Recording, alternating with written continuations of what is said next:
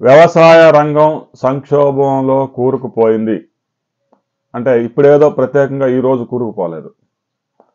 గడిచిన 3.5 దశాబ్దాలుగా ఈ రంగం అత్యంత సంక్షోభంలోకి జారిపోతూనే ఉంది. ఆర్థిక సంస్కరణలు ప్రారంభించిన తర్వాత అతి ఘోరంగా నష్టపోయిన రంగం ఏదైనా ఉంది అంటే అది వ్యవసాయ రంగం. హరిత విప్లవం పేరుతో సంకర జాతి విత్తనాలు అంటే హైబ్రిడ్ సీడ్స్, ఫెర్టిలైజర్స్, కెమికల్స్ అందుబాటులో తీసుకొచ్చారు. ఎకరాకి 12 బస్తాల ధాన్యం దిగుబడి నుంచి 36 బస్తాలు, 40 బస్తాలు, కొన్ని చోట్ల 45 బస్తాల వరకు దిగుబడి సాధిస్తూ ఉన్నారు రైతులు. రైతులు ఒక్కసారి రంగంలో దిగిన తర్వాత పెట్టుబడి ఎంతైనా అధిక దిగుబడి సాధించాలనే కృత నిశ్చయంతో పనిచేస్తూ ఎక్కువ దిగుబడి సాధించి నష్టపోతూ ఉంటాడు. భారతదేశంలో 1960s అమెరికా నుంచి గోధుమలు వస్తే తప్ప భారతదేశంలో చాలా మంది ఇళ్లలో పిల్లి కూడా లేగదు అని నానులు ఉండేది. అది నిజం.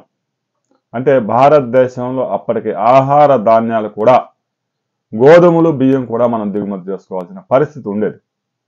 ఇదే పరిస్థితి కొనసాగితే రాబోయే రోజుల్లో ఆకలి చావులు తప్పువు అనే ఉద్దేశంతో స్వామినాథన్ హరిత విప్లవ పితామహుడు హరిత విప్లవం పేరుతో, గ్రీన్ రెవల్యూషన్ పేరుతో సంకర జాతి విత్తనాలు, కెమికల్స్, ఫెర్టిలైజర్స్ రైతులకి పెద్ద ఎత్తున పరిచయం చేశారు. అది పరిచయం చేసిన తర్వాత 1985 నాటికి భారతదేశం ఆహార ధాన్యాల ఉత్పత్తిలో స్వయం సమృద్ధి సాధించడంతో పాటు ఎగుమతి చేసే స్థాయికి వచ్చింది. హరిత విప్లవం వచ్చిన తర్వాత రైతులకి దాదాపు ఒక 15 నుంచి 20 సంవత్సరాల పాటు వ్యవసాయ రంగం బాగానే ఉంది.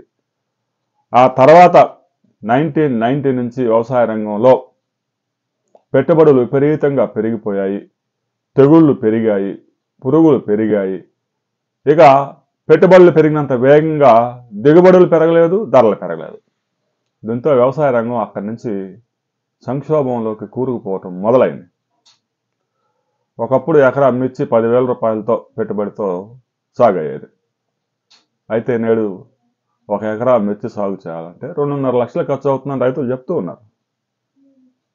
అంటే ఖర్చు అంత పెద్ద స్థాయిలో పెరిగిపోయిన తర్వాత ఒక 4 ఎకరాలు మిర్చి వేసి పంట గనక ఏ కారణం చేతనైనా అధిక వర్షాల వల్ల, నల్లతామర వల్ల పోయిందనుకో, ఆ రైతు 10 లక్షల రూపాయల అప్పుల్లో ఒక సంవత్సరంలోనే కూరుకుపోతాడు. ఇక భూమి ఉన్న రైతులైతే భూమి అమ్మి ఆ అప్పులు కట్టుకుంటారు. ఇక భూమి లేని కౌలుదారుల పరిస్థితి మనం ప్రత్యేకంగా చెప్పాల్సిన పని లేదు. కడప జిల్లాలో నేను చూసాం. ఒక ఫ్యామిలీ మొత్తం వ్యవసాయంలో వచ్చిన నష్టాలు భరించలేక, అప్పులు తీర్చే మార్గం లేక ఫ్యామిలీ మొత్తం ఆత్మహత్యకు పాల్పడిందంటే ఇది ప్రపంచ యుద్ధం కన్నా కూడా ఘోరమైన దేశానికి అవమానం. రైతు ఆత్మహత్య చేసుకోవడంతో పాటు ఆ ఫ్యామిలీ మొత్తాన్ని ఆత్మహత్యకు పురికొల్పే విధంగా, అంటే నేను పోయినా కూడా మా ఫ్యామిలీ వాళ్ళని అప్పులోళ్ళు వదలరు, అప్పు తెచ్చే మార్గం లేదు, వ్యవసాయ భూమి అన్నామంటే భూమి అమ్ముకొని అప్పు తెచ్చి కూలి పనులకు వెళ్తారు. అది లేనప్పుడు ఇక అంతే. ఇక మనం ఈరోజు ముఖ్యంగా చర్చించుకోవాల్సిన అంశం క్రాప్ హాలిడే. గడిచిన 2 దశాబ్దాలుగా ఈ క్రాప్ హాలిడే అనే మాట వింటూనే ఉన్నాం. చాలా ప్రాంతాల్లో ఒక పంటకి ధర దక్కనప్పుడు ఆ ప్రాంతం రైతులంతా కలిసి క్రాప్ హాలిడే ప్రకటిస్తూ ఉంటారు. వైఎస్ రాజశేఖర రెడ్డి ముఖ్యమంత్రిగా ఉన్న సమయంలో ఉభయ గోదావరి జిల్లాల్లో, కోనసీమలో కూడా ఖరీఫ్ వరి మేము సాగు చేయము అని చెప్పేసి కోనసీమ రైతులు క్రాప్ హాలిడే ప్రకటించారు. అక్కడి నుంచి ఆంధ్రప్రదేశ్లో క్రాప్ హాలిడే మొదలైంది. ఇక క్రాప్ హాలిడే కొనసాగుతూనే ఉంది. అయితే అధికారికంగా రైతులు చాలా ప్రాంతాల్లో క్రాప్ హాలిడే ప్రకటించకపోయినా ఆంధ్రప్రదేశ్లో ఈ ఏడాది 44% భూముల్లో పంటలే వేయలేదు. కేవలం 70 లక్షల ఎకరాల్లో ఖరీఫ్లో పంటలు వేశారు. ఇక నాగార్జున సాగర్ కుడి కాలువ కింద అయితే గడిచిన దశాబ్దం కాలంగా వరి సాగు ఎత్తిపోయింది. ఎందుకంటే ఏ సంవత్సరం నీళ్ళు వస్తాయో, ఏ సంవత్సరం నీళ్లు రావో అర్థం కావడం లేదు. కేవలం ఆరుతడి పంటలు వేస్తూ ఉన్నారు. వరి సాగు చేయడానికి అనుకూలంగా మలిచిన పొలాల్లో ఖరీఫ్లో వేరే పంటలు వేసినా కూడా అవి బతకవు వర్షాలకి. అందువల్ల ఇక వదిలేశారు. ఈ సంవత్సరం రబీలో మొక్కజొన్న వేసే ప్రయత్నాలు చేస్తూ ఉన్నారు. ఆంధ్రప్రదేశ్లో దాదాపుగా 70 లక్షల ఎకరాల భూమిలో క్రాప్ హాలిడే రైతులు అనధికారికంగా ప్రకటించారు. క్రాప్ హాలిడే అంటే ఒక గ్రామం మొత్తం పంట వేయకపోవడం, ఒక 5 గ్రామాల రైతులు కలిసి నిర్ణయం తీసుకోవటం, ఒక 3 మండలాల్లో కోనసీమల మాదిరిగా రైతులంతా సమావేశమై మేము క్రాప్ హాలిడే ప్రకటిస్తున్నాం అని చెప్తే తప్ప అది మీడియాలో రావడం లేదు. కానీ రైతులే స్వచ్ఛందంగా 12 ఎకరాలు ఉన్న రైతు 2 ఎకరాల్లోనూ సాగు చేసి 10 ఎకరాలు బీడు పెడతా ఉన్నారు. దాన్ని ఏమంటారు? క్రాప్ హాలిడే అనరా? 70 లక్షల ఎకరాల్లో పంట ఎందుకు వేయలేదు అనే విషయాన్ని అధికారులు ముఖ్యమంత్రి దృష్టికి తీసుకువెళ్లరా? 167 లక్షల టన్నుల పంటల దిగుబడి సాధించాలని టార్గెట్ పెట్టుకున్నాను, బాగానే ఉంది.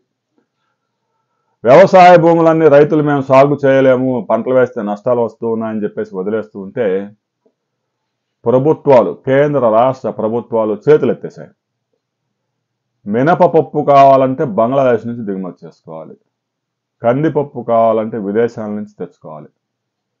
హరిత విప్లవం పేరుతో గోధుమల్లో, వరిలో అయితే అధిక దిగుబడులు సాధించగలిగారు. కానీ పప్పు ధాన్యాల విషయంలో నేటికి ప్రతి సంవత్సరం 80,000 కోట్ల రూపాయలు ఖర్చు చేసి విదేశాల నుంచి తెచ్చుకోవాల్సి వస్తూ ఉంది. మరి భారతదేశంలో కంది, మినుము, పెసర ఇవన్నీ వేసుకుంటే రైతులకి ఆదాయం వస్తుంది కదా అంటే ఆ పంటల దిగుబడి రావడం లేదు, పండినా కూడా గిట్టుబాటు కావడం లేదు. ఇక నూనె గింజల పరిస్థితి కూడా ఇంతే. హరిత విప్లవం ఏం సాధించింది? కేవలం ఒక గోధుమలు, వరిలో ఆ 2 పంటల్లో మిగులు సాధించాం, ఎగుమతులు కూడా చేస్తున్నాం. మరి పప్పుధాన్యాల పరిస్థితి ఏంది? నూనె గింజల పరిస్థితి ఏంది? ఇప్పటికీ భారతదేశంలో వంట నూనె 66% దిగుమతుల మీద ఆధారపడి ఉన్నాం. ఇండోనేషియా నుంచో, మలేషియా నుంచో పామాయిల్ వస్తే తప్ప భారతదేశంలో బజ్జీలు వేయలేకపోతా ఉన్నారు. అంటే ఇంట్లో వంట నూనె కావాలంటే మలేషియా, ఇండోనేషియా వైపు చూడాలి. సరే, ఇండియాలో కావలసినంత భూమి ఉంది, సాగునీటి సదుపాయం కూడా ఉంది, అయినా రైతులు పంటలు వేయకుండా వదిలేస్తున్నారు కాబట్టి అదంతా ఆయిల్ పామ్ సాగు చేయాలని తెలంగాణ ప్రభుత్వం నిశ్చయించుకుంది. పెద్ద ఎత్తున తెలంగాణలో కొత్తగా ఒక 20 లక్షల ఎకరాల్లో ఆయిల్ పామ్ వేయించారు. రాబోయే 2-3 సంవత్సరాల్లో దిగుబడి కూడా వస్తుంది. ఆ మిల్లులు కూడా ఒక 4 మిల్లులు కొత్తగా ఆయిల్ తీసే మిల్లులు కూడా అందుబాటులో రాబోతా ఉన్నాయి. అయితే ఎన్నికలు వచ్చిన ప్రతిసారి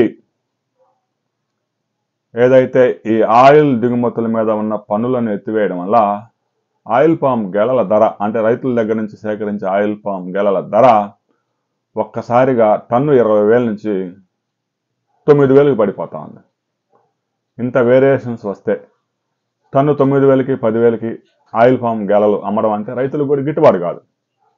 కనీసం టన్నుకు 18,000 ఉండే విధంగా దిగుమతుల మీద ఆంక్షలు ఉంచండి, పన్నులు ఉంచండి. దేశంలో ఆయిల్ పామ్ ఉత్పత్తి బాగా పెరుగుతుంది. రాబోయే 4-5 సంవత్సరాల్లో 2 కోట్ల ఎకరాల్లో ఆయిల్ పామ్ సాగు కాబోతా ఉంది. తమిళనాడు ప్రభుత్వం కూడా కావేరీ బేసిన్లో 8 జిల్లాల్లో 1 కోటి ఎకరాల్లో ఆయిల్ పామ్ సాగు చేయాలని నిర్ణయించింది. అందుకు పెద్ద ఎత్తున నర్సరీలు ఏర్పాటు చేసి మొక్కలు కూడా ఉచితంగా సరఫరా చేస్తూ ఉన్నారు.